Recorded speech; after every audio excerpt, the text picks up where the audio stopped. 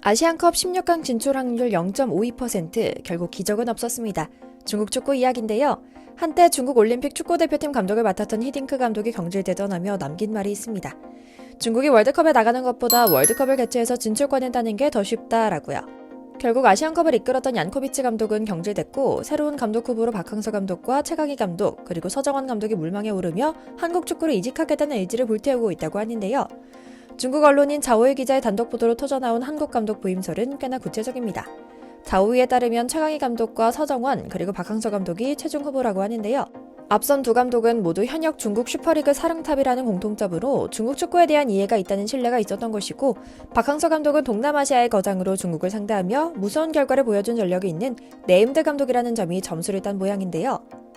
한때 베트남 대표팀을 이끌고 중국을 꺾었던 박항서가 아시아 축구에 익숙하고 비용이, 그러니까 몸값이 싸다는 점이 높다는 다소 불명예스러운 평가까지 뒤따랐죠.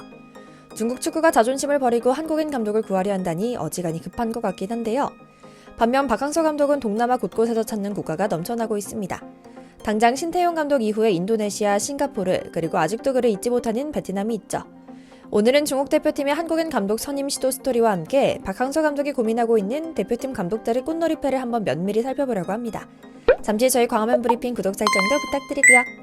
중국 대표팀은 1차적으로는 중국 축구를 잘 이해하고 있다고 보는 자국리그 감독을 대표팀 감독으로 선임하겠다는 의지를 보이고 있습니다. 중국 소우닷컴 등 복수의 현지 매체는 얀코비치 감독은 경질됐다, 최강희 산둥 감독과 서정원 청도 룽청 감독도 후보군으로 언급되고 있다라고 보도했는데요. 중국 대표팀은 카타르 아시안컵에서 끝난 조별리그 최종전에서 개최국 카타르에 0대1로 진 데 이어 불가능에 가까운 16강 결정 조건 승부 속에서 처참히 패배하고 말았습니다. 결국 비난의 화살은 얀코비치 감독과 중국이 낳은 세계적인 스타 의뢰에 향했죠. 경질과 책임은 피할 수 없는 것으로 보였고요. 이렇게 사령탑 교체에 나선 중국의 차기 감독으로 한국 지도자들이 물망에 오르고 있는 건데요. 정말 신기하고 고무적인 일입니다. 중국 감독 자리에 소국 한국 감독을 앉히겠다는 이야기가 나오는 것만으로도 놀라운 일이거든요. 특히 중국 슈퍼리그에서 경험이 많은 최강희 산둥 감독을 자주 거론하고 있다는 점도 놀라운데요. 그의 이력을 보면 중국 축구협회의 논리는 이해가 됩니다. 최 감독은 2005년부터 2018년까지 K리그1 전북 현대를 이끌면서 리그 우승 9회, 대한축구협회 FA컵 우승 3회, 아시아축구연맹 챔피언스리그 우승 2회 등을 거머쥔 명장이거든요.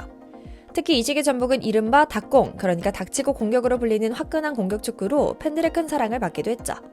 이후 최 감독은 전북에서의 성공을 뒤로하고 2019년 중국 무대에 진출합니다.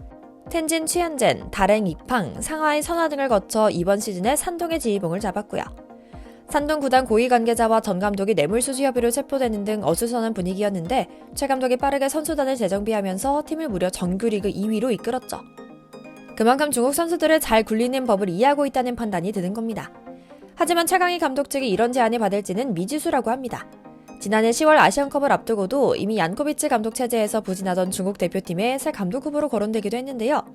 중국에서 나오는 얘기는 가짜뉴스다, 중국 대표팀은 전혀 생각하지 않는다라고 말하기도 했죠. 아무래도 커리어에서 좋은 기회이긴 하지만 아직 뻔히 감독이 있는 상황에서 다른 감독 선임을 알아본다거나 언제라도 쉽게 잘라내는 중국 축구 감독직이 독이 든 성배라는 것을 다 알고 있다는 눈치 때문이었을 텐데요. 그런데 이런 상황 속에서 박항서 감독에 대한 중국의 러브콜이 다시 터져나왔습니다. 그런데 중국 언론 기사에서 나온 박항서 감독 선임 시도는 조금 특이합니다. 중국과 같은 사상으로 일어난 역사가 있는 베트남에서 박항서 감독의 축구 철학에 스며드는 모습에 감동했다. 국기에 별 몇 개만 더 그리면 중국 국기와 같다. 중국 킬러로 유명했던 박 감독이 보다 좋은 환경에서 좋은 보수를 받고 지도하길 바란다라는 우스운 내용의 기사는 자신들의 진짜 의도를 숨기려는 노력도 하지 않고 노골적으로 박 감독에게 추파를 던집니다. 태국이나 인도네시아, 베트남 등의 박 감독을 뺏기지 않기 위해 또 월드컵 예선에서의 선전을 위해 기필코 박 감독을 선임하려 한다. 수백 수천억에 들어도 선임할 수 있도록 준비하고 있다라고요. 실제로 중국 언론들 역시 이를 부정하지 않습니다. 현지 매체 소호는 파리올림픽과 월드컵 예선을 위한 발판으로 박항서 감독 선임을 준비하고 있다. 이제 중요한 것은 선임하냐 안 하냐가 아니라 얼마나 빨리 데려와서 월드컵 3차 예선 진출 확률을 높이는지다. 중국 대표팀은 이미 박 감독 선임을 위한 상당한 규모의 연봉을 준비했다라고 말합니다. 사실 중국이 박항서 감독 선임에 열을 올리는 이유는 한 가지입니다. 박항서 감독이 지난 카타르 월드컵 예선에서 베트남을 이끌고 중국을 잡아낸 적이 있거든요. 이는 구공산국 베트남이 형님 공산국 중국을 상대로 62년 만에 거둔 승리였기에 강한 인상을 남겼죠.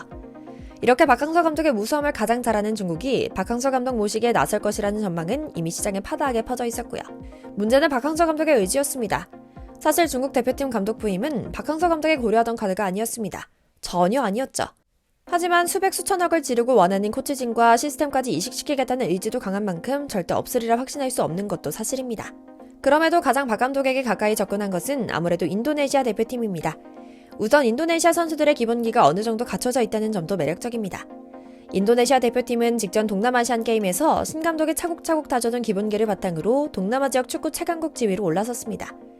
특히 라이벌 베트남과 태국을 차례대로 꺾고 올라가 32년 만에 금메달을 따냈다는 점에 대대적인 홍보도 뒤따랐죠. 아시안컵도 혹여나 선전했습니다. 베트남에서 무시당하며 깎고 또 깎기만 했던 연봉도 인도네시아에서는 완벽한 예우를 하겠다고 두 팔 걷어붙이고 있죠. 물론 인도네시아가 한국인 감독을 배신하고 등에 칼을 꽂은 경험이 있다는 점은 다소 우려되긴 합니다. 신대용 감독의 지도 아래 성장한 인니 대표팀은 동남아 경기에서 우승했고 결국 아시안컵에서도 선전했는데요. 인도네시아는 그 어떤 성의도 보이지 않았습니다. 우승 직후 제작 발표한 자뻑 포스터에는 자국 코치와 선수들 사진만 가득했거든요. 현재 언론에서도 신태용은 이뤄낸 성과가 전혀 없다고 말하고 있죠. 이랬던 인도네시아가 지금은 180도 바뀐 태도로 박항서 감독을 모시기 위해 힘쓰고 있습니다. 모든 요구를 들어주겠다며 말이죠. 박 감독 역시 이를 부정하지 않고 있죠. 아무래도 이제는 박항서 감독이 베트남에 복수하겠다는 의지가 더 큰 것 같습니다. 당장 앞선 인터뷰에서 다른 동남아 국가에 대한 분석까지 마친 노련한 모습을 보여줬거든요. 뿐만 아닙니다. 라이벌 국가 대표팀을 맡게 될 경우 베트남 팬들의 미움을 사지 않겠냐는 질문에 대해서도 분명히 아니라고 선을 그었습니다. 나는 늘 이기는 것을 좋아할 뿐 다른 것들을 고려해 본 적 없다. 나의 지도 철학은 어떤 팀과 맞붙게 되더라도 승리를 거두는 것이며 이를 위해 항상 팀을 최우선으로 각 선수의 잠재력을 극대화시키기 위해 최선을 다해왔다. 베트남 팬들과 언론에 시달리는 것은 감독직에 있을 때도 늘 겪던 일이다. 무섭지 않다라고요. 명장이란 칭호는 스스로 붙이는 것이 아닙니다. 국민이 인정해야만 불릴 수 있는 영광스러운 칭호이자 존경을 담고 있는 말인데요. 베트남 국민들은 자신들이 얄팍한 일희일비로 박항서라는 명장을 알아보지 못한 것 같습니다. 박항서 감독 연봉에 무려 4배나 주고 모신 불란서 출신 트루시에 감독이나 잘 챙겨서 축구하길 바라는 마음인데요. 이제 박항서 예우 사태로 외국인 감독들은 모두 알 겁니다. 베트남은 상종할 국가가 아니라는 걸 말입니다. 하지만 그렇다 해서 인도네시아를 믿는 게 현명한 결정인지는 또 물음표입니다. 이미 선의, 성실 이런 원칙을 찾아보기 어려운 모습을 너무 많이 보여줬기 때문입니다. 워낙 능력도 좋고 또 각국에서 존경받고 있는 모습을 보면 기쁘긴 합니다. 자랑스럽고요. 팬 입장에서 같은 일이 반복되지 않기만을 바랄 뿐이고요. 이런 소식들 사이에서 베트남에선 박항서 감독을 배신자라며 욕하고 있습니다. 다만 우리 박 감독이 두 번 다시 동남아 국가에 당하지 않기를 기원할 뿐입니다. 그렇다고 중국에 가는 게 또 맞는지는 모르겠습니다. 혼란스러운 상황 속에서 박 감독이 멋지게 커리어 마감할 수 있기만을 기원하며 오늘 영상 마치겠습니다. 저희 광화문 브리핑 구독, 좋아요도 부탁드리고요. 시청해주셔서 감사합니다.